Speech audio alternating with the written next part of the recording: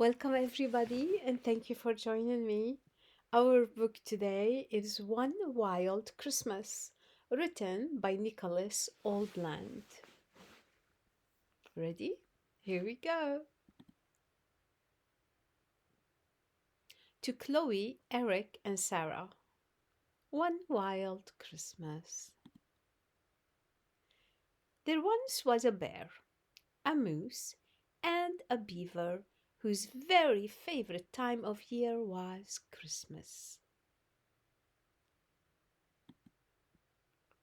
On their first Christmas Eve together, the three friends were busy preparing food, hanging their stocking, putting up lights, and wrapping presents. Everything had to be done to perfection. Perfection.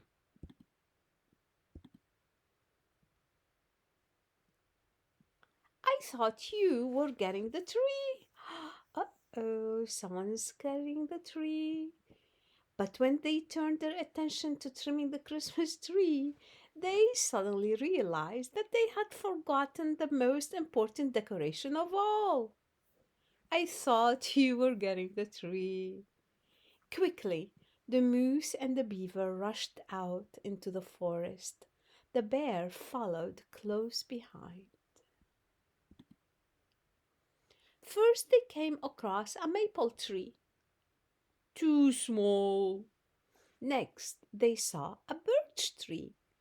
Too wide.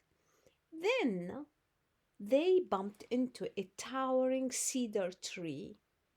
Too big. None were quite right.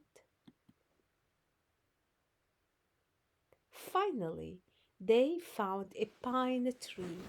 It was sweet smelling, had long soft needles, and was just the right size. Now that's a beautiful tree. Hmm. But to the bear's horror, the beaver went to chop down the tree.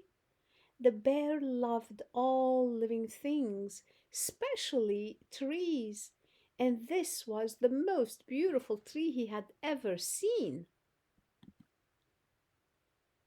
The three friends had a big problem. There was no way the bear would let the beaver and the moose harm this tree.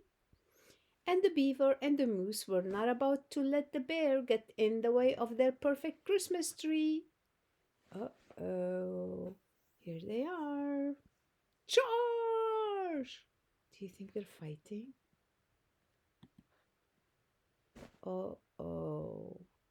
It was a short argument. The moose and the beaver were no match for the bear's strength. Here they go, tumbling down. The bear was happy the tree was safe, but he worried that his love of trees might ruin their Christmas. Then he had an idea. Tweet, tweet, tweet, tweet. The bear grabbed his sled and raced home. I wonder what he's going to do. Back at the cabin, the bear gathered all of the food, decorations, and presents and carefully loaded everything onto his sled. What do you think the bear's going to do? The bear's journey back proved a little more difficult. Oops. The moose and the beaver were relieved to see their friend, and as soon as they saw the sled loaded with presents, food, and Christmas decorations, they knew exactly what the bear had in mind. I didn't know the bear tied them up to the tree. Did you? What do you think the bear is going to do next? Why did he tie them up? Can you guess? Together, the friends set up a table with all the food. arranged their stockings, hung the ornaments, and placed the presents under the tree. Then, when they were all done, they had a snowball fight. Well, that sounds like a marvelous idea. Like this, we don't lose more trees, right?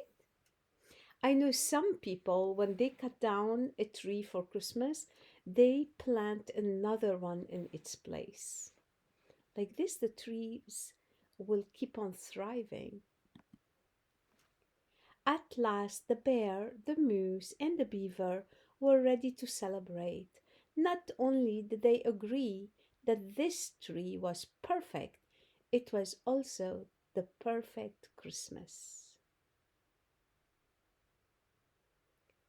The end.